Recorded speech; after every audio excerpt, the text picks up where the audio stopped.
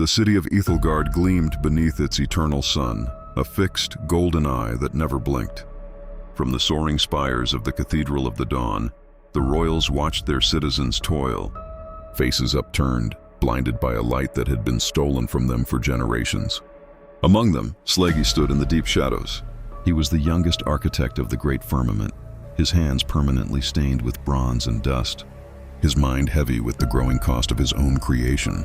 He was the illegitimate son of the Golden King, born to a servant who had tended the palace but held no name. His mother, a woman taken as a nursery maid, had whispered to him in secret, long ago, tales of an older faith.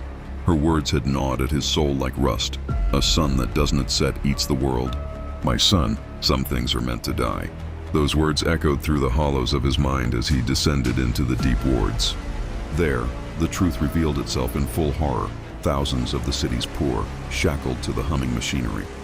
Their life force was being drawn upward in shimmering ribbons of gold, feeding the immortal vanity of the royals. Their cries were silent. Their suffering was invisible to the golden paradise above. Slagi's heart clenched. He had built this. He had placed every conduit, polished every pane of sunglass. He had intended to give the world warmth, but his brother Phaethon had turned it into a slaughterhouse. Worse, Phaethon had turned the theft into a religion, preaching to the masses that their slow death was sacred and their servitude was divine. Slagi could not remain silent. He was second in line to the throne, a prince of the blood, but he could no longer breathe the air of the high gardens. The first whispers of rebellion began in the reeking maintenance tunnels. Slagi approached the enslaved workers, a bastard prince in tattered robes. He showed them the forgotten shafts and the blind spots where the mechanical golden hounds could not see. "Follow me," he told them. "I built the sun. I know how to lead you into the shadow." At night, in secret chambers beneath the city, Slagi taught them the old religion, the rhythm of the moon, the flight of the stars, and the beautiful cold necessity of the rain. He showed them that the firmament was not a god, it was a parasite. The exodus began under the artificial glare of noon. Thousands moved like ghosts through the guts of the city, but the betrayal was not found only in the chants of the priests. As Slagi moved toward the final gates, he saw them standing on the high balcony, his wife and his older children. They were radiant and unaging, their skin shimmering with the golden glow of the privileged. They did not look at him with pity. They looked at him with the cold, divine disgust of those who had traded their humanity for immortality.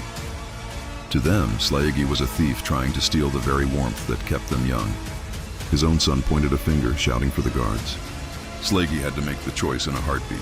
Stay and be a god to a family of parasites, or be a monster to the people he had spent his life enslaving.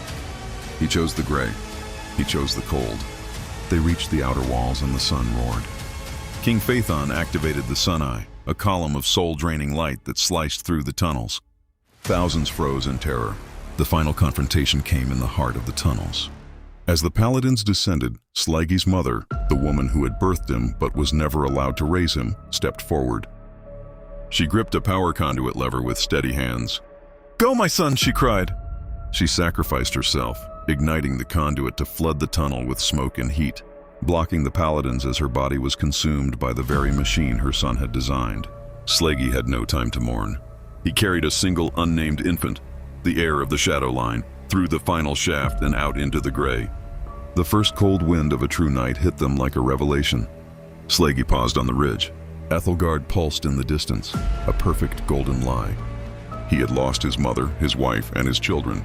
He had traded a throne of light for a handful of ash and the screams of his own kin. "It is yours now," Slagi whispered to the child. "We have earned nothing but the sky." Above him, the stars glimmered for the first time in 1,000 years.